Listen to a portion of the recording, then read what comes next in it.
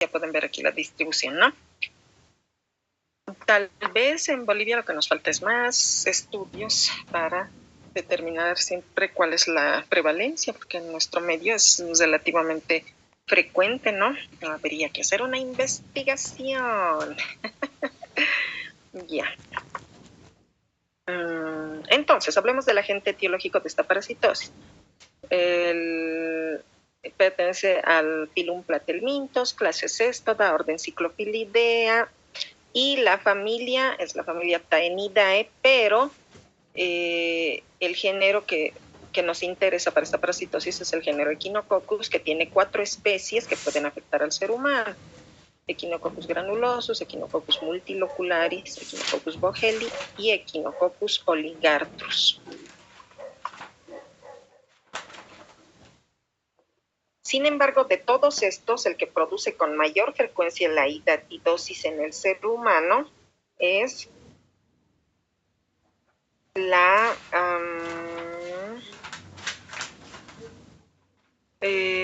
el Echinococcus granulosus. Es el más frecuente, aproximadamente el 98% de los casos de hidatidosis humana es producida por esta especie.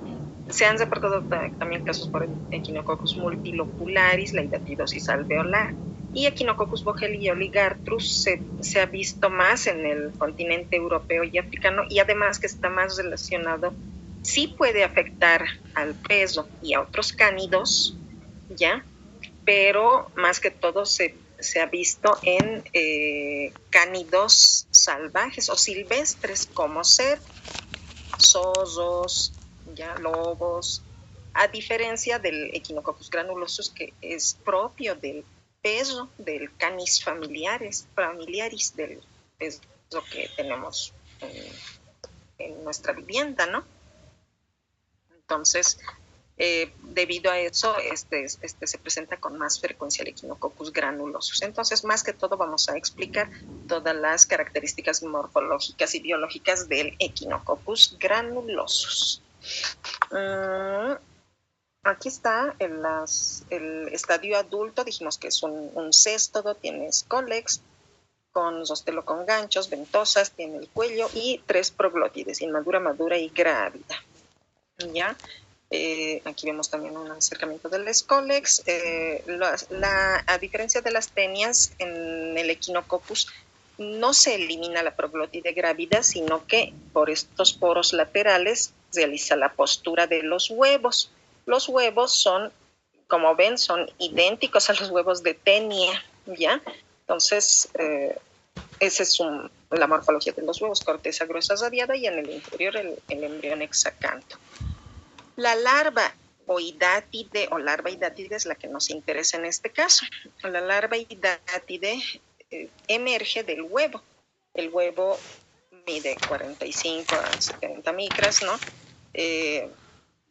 Cuando entra al intestino, se rompe esta corteza gruesa y sale el embrión hexacanto, que es pequeñísimo, es microscópico. Este embrión hexacanto atraviesa la mucosa intestinal, se dirige por la circulación sanguínea a los tejidos, y ahí, una vez que se va desarrollando y va a localizarse en los tejidos, va creciendo a las horas ya mide 200 micras, 500 micras, 700 micras, empieza a formarse al interior una vacuola que va a ser el interior del quiste, donde se va a desarrollar todo el contenido, ¿no? Y va creciendo, aproximadamente se considera que en un año crece 1 centímetro la larva hidátide, ¿ya? Entonces, cuando encontramos pacientes con quiste hidatídico de 20 centímetros, podemos decir que se ha infectado hace bastante tiempo, ¿no? Hemos tenido alguna vez en el Hospital del Niño casos de hidatidosis en niños, en adolescentes con hidatidosis pulmonar, con quistes de 10 centímetros, ¿no? Grandes, es decir, que se han infectado cuando eran niños. Ya, entonces, ¿cuál es la morfología de la larva hidátide? La larva hidátide presenta está cubierta por 2 membranas, una membrana externa, que es la cutícula, que es una membrana de color blanco, acelular, tiene una forma como clara de huevo, ¿ya? y que es una membrana semipermeable, es decir, que permite el ingreso de nutrientes, pero impide el ingreso de bacterias o de otras sustancias nocivas para la larva, y permite la salida de las sustancias producidas por el metabolismo del parásito, pero impide la salida de sustancias antigénicas para el hospedero, porque si salen estas sustancias antigénicas, la reacción inmune del hospedero va a atacar a la larva hidátide, ¿no? Entonces esta membrana es muy importante, la externa. Al interior está la membrana germinativa, a partir de la cual se van a generar todos los elementos del interior de la hidátide. ¿Qué contiene la hidátide? El líquido hidatídico, ya el líquido hidatídico que normalmente se describe como cristal de roca. Si es que hacemos la práctica en el laboratorio, vamos a ver que al abrir un quiste hidatídico sale líquido prácticamente clarito, bien límpido, como agüita. A menos que esté sobreinfectado, ahí sí ya tiene un color turbio, ¿no? Pero en un quiste hidatídico sin infección es completamente agua clarita. Transparente, tiene un pH de 7.4 y la composición principal es agua en el 98%, pero también tiene otros componentes, cloruro de sodio, glucosa, y un componente importante es que tiene albúmina, y es la albúmina, que es una proteína, la que es capaz de producir la reacción inmunológica severa, y es la causa de los cuadros de alergia severa en el hospedador, ¿no? Cuando se rompe el quiste, cuando por algún motivo sale el líquido hidatídico. Además de este líquido hidatídico, tenemos los elementos sólidos que forman, uno, la arenilla hidatídica, que son elementos microscópicos formados por escólices, ganchitos que se desprenden de los escólices, y vesículas prolígeras, que son similares al quiste, pero microscópicas, ¿ya? Y también hay elementos macroscópicos que son las vesículas hijas, cuya morfología es idéntica al quiste hidatídico, con un continente y un contenido, y son de menor tamaño que el quiste hidatídico, pero sí se pueden ver a simple vista. Y estas vesículas hijas pueden ser endógenas, pueden crecer al interior del quiste, o pueden ser exógenas, pueden crecer hacia afuera del quiste, ¿ya?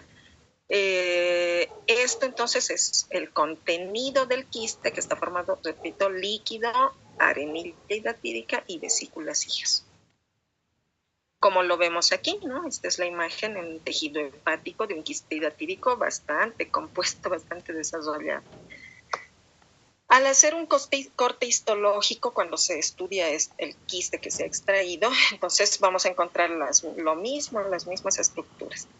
Las vesículas prolígeras, que como les dije son como un quiste, pero en un tamaño pequeño, con escólices y ganchitos en su interior. Vamos a encontrar la membrana prolígera, la más delgadita, de la cual se generan estos elementos, la cutícula, que es esta membrana blanca, y además tenemos otra membrana, que es la adventicia, pero la membrana adventicia no nace del parásito, no es una estructura propia del parásito, sino que es una estructura que es producida por el hospedador. Ante la presencia del parásito se produce esta membrana adventicia, que es una membrana fibrosa, ya que va a tratar de limitar la expansión de la hidátide, ¿ya? Entonces, cuando encontramos a la hidátide cubierta de su membrana adventicia, ahí hablamos de quiste hidatídico. Muy bien. ¿Cómo es el ciclo biológico de este parásito? Es un ciclo heteroxénico, requiere de 2 hospedadores de diferente especie para completar su ciclo de vida. ¿Cuáles son estos hospedadores? El definitivo son los cánidos, en el caso del Echinococcus granulosus, los perros, que en su intestino albergan a la forma adulta con capacidad de reproducción sexual, o sea, al Echinococcus granulosus adulto. Y el hospedador intermediario es el ganado ovino, caprino, alguna vez se ha descrito también en ganado vacuno, pero es más frecuente en el ganado ovino. Entonces, ¿cómo se produce este ciclo de forma habitual? El peso en su intestino tiene al Echinococcus granulosus. El Echinococcus granulosus empieza la postura de huevos, los huevos salen con las heces, contaminan agua y pasturas. El ganado ovino, las ovejas se alimentan de estas aguas y pasturas contaminadas, y una vez que ha ingresado el embrión hexacanto, el huevo ingresa, se libera el embrión hexacanto, atraviesa la mucosa intestinal y por la circulación sanguínea se ve distribuido a todos los tejidos. Y llega a los tejidos y ahí forma la hidátide que va creciendo 1 centímetro por año. ¿Cómo se cierra el ciclo? En el área rural, una práctica común es que se hace el faeneo del ganado ahí mismo en la vivienda y que aprovechamos las personas, la familia, la carne, el cuero, los cuernitos, las patitas, hasta los huesitos. Pero ¿qué se hace con las vísceras? Generalmente no se consumen, y más aún si ven que tienen unos quistes, unas estructuras medio raras. Entonces, ¿qué mejor que aprovechar esas vísceras y alimentar al perro? Entonces, se le da estas vísceras con quiste hidatídico al peso, el peso ingiere estas vísceras, ingiere la hidátide y los elementos que están en el interior, los escólices. Y estos escólices son los que van a dar lugar a que en el intestino del peso se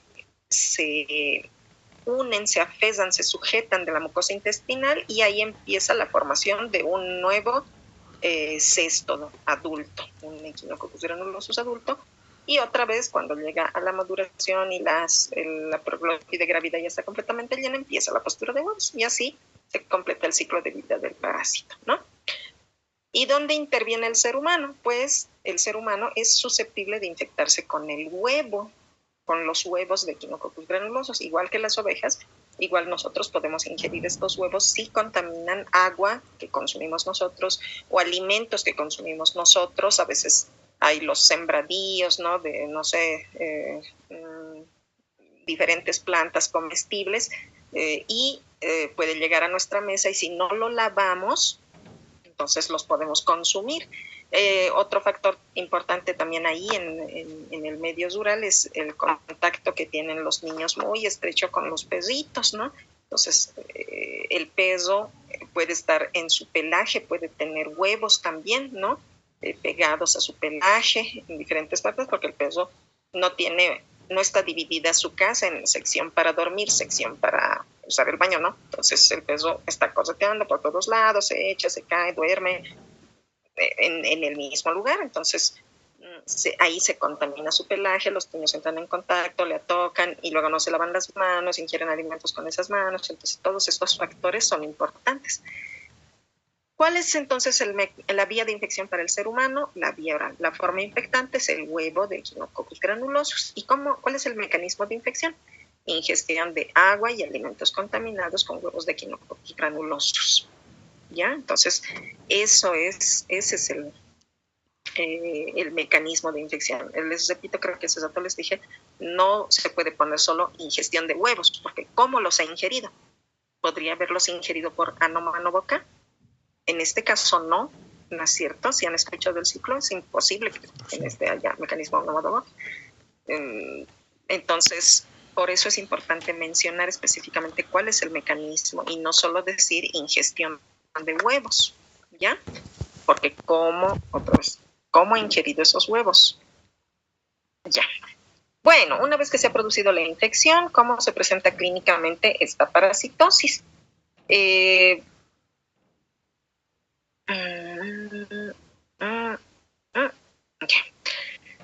Bueno, aquí vemos las dos principales localizaciones de este parásito. Como dijimos, cuando atraviesa la mucosa intestinal, la circulación del intestino va hacia el hígado, así que ese es el primer filtro, y muchas hidátides que están en formación ahí se detienen. Pasa ese primer filtro, sube por la vena cava, llega al corazón derecho y se va al pulmón. Ese es el segundo filtro. Entonces más hidátides se quedan ahí en los capilares pulmonares. Llega al corazón izquierdo y de ahí se puede ir a diferentes tejidos. Por eso hay hidatidosis en diferentes órganos. Puede haber hidatidosis en el sistema nervioso central, corazón, riñón, en el hueso, en el músculo, ya, aunque como dije, por el por la forma en que se desarrolla el ciclo. Estas son las dos principales localizaciones. Y ahí, una vez que se localiza, el quiste va creciendo y creciendo y creciendo. Bueno, clínicamente no hay síntomas específicos de esta parasitosis. No hay un síntoma que digamos, este tiene hidatidosis. El paciente refiere, cuando es localización hepática, sensación de pesadez en el hipocondrio derecho, ocasionalmente se refiere a algo, una masa, algo me está creciendo. Puedes referir ocasionalmente un poco de dolor muy leve, pero ¿qué es lo que pensamos? Muchos de nosotros nos ha dolido alguna vez el hipocondrio derecho. ¿Qué es lo primero que pensamos? Colecistitis, ¿no ve? Vesícula. Entonces, rara vez se piensa en un quiste hidatídico. Entonces ahí ustedes como médicos ya tienen que tomar en cuenta los antecedentes, la procedencia, contacto con ovejas, con pesos, ¿no? Entonces ahí es donde ustedes ya van desarrollando el criterio para el diagnóstico, ¿ya? Localización pulmonar, ¿qué síntomas hay? Lo mismo, no hay un síntoma específico. Bueno, sí hay uno a nivel pulmonar, que ahora les voy a mencionar. Pero en general, ¿qué refiere el paciente? Puede decir dolor en tórax, no es un dolor agudo, es como que me duele el pulmón, ¿no? Tos con expectoración, un poquito de disnea, de dificultad respiratoria, pero es leve. Entonces, no hay síntomas así bien específicos. ¿En qué caso podemos hablar de un síntoma específico? Cuando se produce la vómica hidatídica, que es lo que ocurre, como pueden ver aquí en este pulmoncito. Uno de los quistes se ha conectado con un bronquio, ¿no? Entonces, ahí, si el quiste se conecta con un bronquio principal, ahí vacía su contenido, se abre su contenido líquido hidatídico, y con la tos el paciente puede expulsar el líquido hidatídico, y a eso se denomina vómica hidatídica. Ese sí es un signo específico de hidatidosis pulmonar, porque solo se produce en esta enfermedad, pero es sumamente raro. Podemos colectar esa vómica hidatídica, observarla en microscopio, y ¿qué es lo que vamos a encontrar? Pues la arenilla hidatídica, escólices, ganchitos y vesículas prolígeras, como hemos visto en la otra diapositiva. Y en otras localizaciones, bueno, cuando se localiza a nivel renal, lo mismo, sensación de pesadez a nivel lumbar. En el vaso, lo mismo, sensación de pesadez, pero ya en el hipocondrio izquierdo. En el corazón tampoco hay síntomas así bien específicos de esta parasitosis. Tal vez a nivel del sistema nervioso central sí puede haber, como igual que en la cisticercosis, es una masa que va a crecer en el tejido cerebral, entonces puede producir convulsiones, puede producir cefalea, síndrome hipertensivo, o si está produciendo compresión de algún nervio en específico, craneal o a nivel medular, entonces o reblandece o daña un proceso inflamatorio justo en la sección para el lenguaje o para la audición, entonces afecta a esa función específicamente, ¿no? Entonces ahí se podría presentar esos síntomas, pero también no podemos decir directo es hidatidosis, pueden ser muchas parasitosis e incluso otras enfermedades. Y por último, la localización en hueso tal vez es la que es un poquito llamativa, porque como el hueso es algo más superficial, entonces sí está creciendo mucho, perdón, se observa una masa, ¿no? Una masa normal que está creciendo en el muslo, en la pierna, en el antebrazo, y hay un poquito de dolor, ¿no? Entonces, y más riesgo de fracturas porque se está dañando el hueso. La hidátide erosiona el hueso para desarrollarse. Estas imágenes que vemos, más que todo las de la izquierda, son de la hidatidosis alveolar, que es producida por el Echinococcus multilocularis, donde se forman varios quistes, ¿no? De tamaño pequeño, mediano. Pero en la hidatidosis por Echinococcus granulosus, más que todo, se forma un solo quiste. Esa es la diferencia entre la alveolar y la hidatidosis quística por Echinococcus granulosus. Me estaba olvidando. Acción patógena. ¿Qué acción patógena produce? Principalmente su acción patógena es de tipo inmunoalérgica. Cuando se rompe el quiste hidatídico y libera el líquido, puede producir una reacción anafiláctica severa y la muerte por la reacción inmune del hospedero, que es exagerada frente a la presencia del líquido hidratídico. Y puede producir también una acción mecánica compresiva, como hemos dicho, por el crecimiento de la hidátide, que puede comprimir bronquios, puede comprimir conductos biliares u otros conductos naturales, ¿no? Entonces, esa es su acción patógena. ¿Qué complicaciones se presentan en esta parasitosis? Pues cuando hay ruptura, cuando el quiste hidatídico hay una leve abertura, algún golpecito, algún proceso traumático leve ha producido una leve abertura, entonces empieza ahí a filtrarse, ya no está completamente protegido, puede filtrarse otros patógenos al interior del quiste y producirse una infección bacteriana, un absceso, ¿ya? Puede producirse una ruptura del quiste, eso es una complicación, shock anafiláctico, o en último, la calcificación del quiste, que es cuando ya pierde viabilidad y empieza a depositarse sales de calcio en la membrana externa y empieza el proceso de muerte de la hidátide y calcificación. Ya esas son las complicaciones que se pueden presentar. ¿Cómo hacemos el diagnóstico de esta parasitosis? Diagnóstico principalmente por métodos indirectos. Pero antes de llegar a esos métodos indirectos, lo que nos ayuda bastante es la imagenología, ¿ya?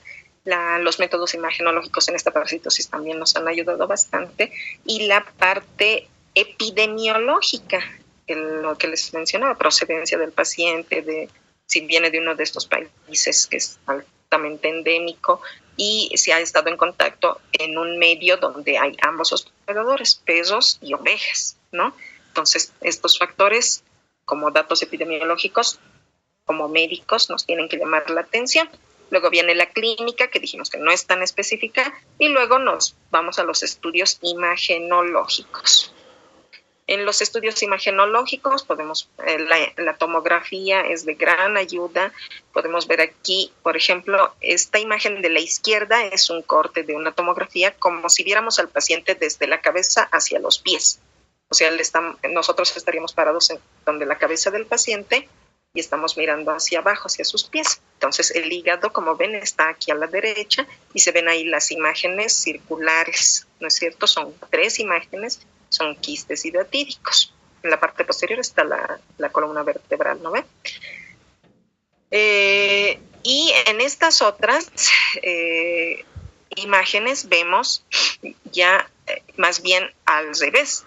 Estamos viendo al paciente desde los pies y la cabeza está hacia el fondo. Y ahí está hecho el corte, ¿no? Entonces aquí nuevamente el hígado se vería de la persona que está viendo, de ustedes, de mí, se vería a la izquierda, ¿no? Y vemos aquí el hígado y ahí las imágenes de formas quísticas que están señaladas por las flechitas.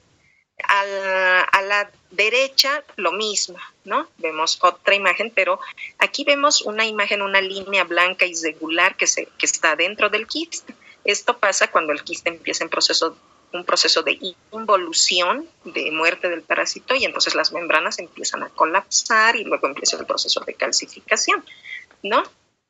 Esto más que todo nos sirve para, la tomografía nos sirve para hidatidosis pulmonar, hepática y cualquier otra localización. Pero antes de la tomografía se usaba la radiografía y estas son las imágenes que podíamos ver en las radiografías, ¿no? Diferentes signos radiológicos. Aquí en la derecha vemos la radiografía y el quiste hidatídico, que es gigante y que probablemente se ha roto, se ha abierto hacia un bronquio y por eso se ha vaciado parte del contenido y solo queda una parte que es este níquel que se forma aquí a la derecha, ¿no? Y estas imágenes, de acuerdo a que si el quiste estaba entero, estaba medio abierto o ya estaba en proceso de vaciamiento, producían estas imágenes que eran descritas por los neumólogos, ¿no? Antes, el signo de la pedineumoquística, en donde alrededor del quiste la membrana ya se está desprendiendo y se observa una imagen radiopaca en donde hay ingreso de aire alrededor del quiste. Si además el quiste también se abre, se produce una apertura en el quiste propiamente, entonces el aire ingresa tanto al quiste como por fuera del quiste y eso se llama imagen del doble arco. Por último, cuando el aire ingresa más y el líquido empieza a salir, entonces las membranas colapsan y caen sobre el líquido hidatídico restante y ahí es donde se forma esta imagen como onditas que se llama el signo del camalote. Y así hay varios signos radiológicos propios de las imágenes de la hidatidosis pulmonar. Pero en la hidatidosis hepática, lo que recomienda la Organización Mundial de la Salud es el uso de la ecografía. ¿Qué imágenes podemos ver en la ecografía? Se ha dividido en 5 tipos de quistes, ¿ya? En la forma, el quiste el quiste de tipo 1 es el hialino, que está completamente conservada su forma y el interior es completamente sin... me tardo mucho, ya, voy a correr. Sin ninguna otra imagen en el interior, ¿no? Está completamente limpio el quiste, es el hialino tipo 1. El tipo 2 es en el que ya se han formado al interior múltiples vesículas fijas y eso es lo que se observa, ¿no? Estas imágenes como en panal de abeja, ese es el tipo 2. Ambos son quistes viables. El quiste hidatídico está completamente vivo, la larva está indemne. En el estadio 3, en el quiste de tipo 3, la membrana empieza a desprenderse, el quiste empieza a perder vitalidad, ¿ya? Y empieza el proceso de degeneración. En el 4 ya hay un proceso, inicia el proceso de solidificación del quiste, ¿ya? Y en el 5 ya está completamente calcificado. Estos últimos, el 4 y el 5, son formas ya inactivas, que ya no son viables. Y el 3 es el proceso es la etapa de transición entre los viables y los no viables, ¿ya? Aquí volvemos a ver lo mismo. Bueno, una vez que hemos hecho el diagnóstico con imágenes, pero digamos aún tenemos dudas, podemos confirmar con métodos indirectos la intradermoreacción de Casoni, la inmunoelectroforesis. El que hasta ahora tiene mayor efectividad, mayor sensibilidad y especificidad del 100% es la inmunoelectroforesis, también llamado arco 5 de Capron. Sin embargo, se requieren laboratorios muy especializados para realizar esta prueba, por lo cual no es de uso frecuente, pero sí es la mejor prueba. Por lo cual se puede recurrir también a la ELISA, que tiene un 94% de sensibilidad, menor que la inmunoelectroforesis, pero también es bastante alta y está más a disposición. ELISA se iban a encontrar en varios hospitales, ¿no? La inmunofluorescencia indirecta también, hay varias pruebas, ¿no? Y con eso ya confirmamos. Estos son métodos indirectos, nos permiten ver la reacción inmune del hospedador frente al parásito. ¿Y en qué casos usamos métodos directos? Donde vemos al parásito. Por ejemplo, cuando dijimos que se producía la vómita hidatídica y recolectamos ese líquido que se está expulsando, podemos observar estas imágenes, escólices, ¿no? Escólices, ganchitos. O también cuando se hace una cirugía, se extrae el contenido, el quiste hidatídico, se puede hacer estudios anatomopatológicos y ahí, ¿qué es lo que observamos? Igual, membranas, vesículas prolígeras, escólices, y si ven en este escólice de la derecha, estas flechitas negras señalan los ganchos. Los ganchos son importantes porque nos ayudan a hacer la diferencia de especie. Generalmente el Echinococcus granulosus es el que tiene los ganchos más chiquititos y las otras especies de Echinococcus, los ganchos son más grandes. Entonces, medir los ganchos nos ayuda a hacer la diferenciación de especie en base a la hidátide, ¿no? a los escólices que estamos encontrando en los exámenes. Bueno, ya hemos hecho el diagnóstico. ¿Cómo es el tratamiento? El tratamiento está relacionado con el tamaño del parásito, y también con el tamaño del quiste hidatídico y si está complicado o no. Y además puede influir la localización del quiste, ¿no? En el caso de quistes grandes, quistes grandes o complicados, con complicaciones que ya hemos mencionado, y también en la hidatidosis del hueso, que destruye el hueso.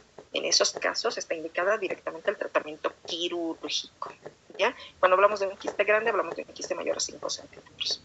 Cuando son quistes pequeños y que todavía están activos, de tipo 1 y 2, hay que hacer tratamiento farmacológico. De primera opción es el albendazol, 10 a 15 miligramos kilogramo peso, dividido en 2 dosis en el día, y se administra por 3 a 6 meses y se puede usar por varios ciclos de tratamiento.